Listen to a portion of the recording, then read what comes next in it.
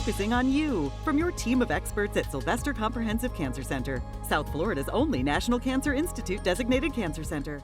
Just months after taking part in the Dolphins Challenge Cancer, Eddie Nurquez had a familiar feeling. I started to feel very ill, very weak. Eddie, a lymphoma survivor, was later diagnosed with myelodysplastic syndrome, a blood and bone marrow cancer.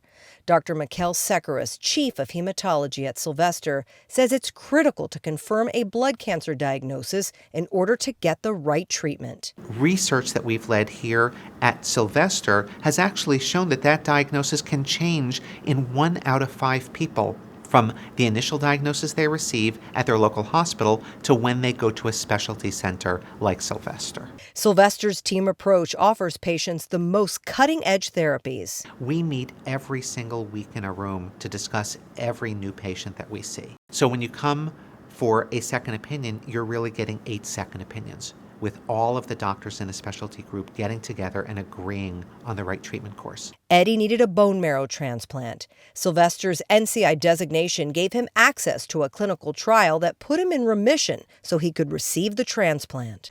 Although some people might be hesitant to participate in a clinical trial, Dr. Sekeres says there are benefits, including receiving medication that may one day become the standard of care. What most people don't recognize is the fact that when you go on a clinical trial, at the very minimum, you always receive the standard of care.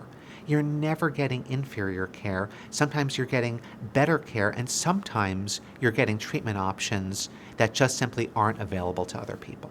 You're helping not only yourself, but you're helping future generations of people with cancer. You owe it to yourself to find the right doctor and the right place to give you the latest and the greatest that's going to give you the better chance of survival. I was so happy that he achieved a remission while he was on that clinical trial. Eddie had the transplant and is a 2-time blood cancer survivor.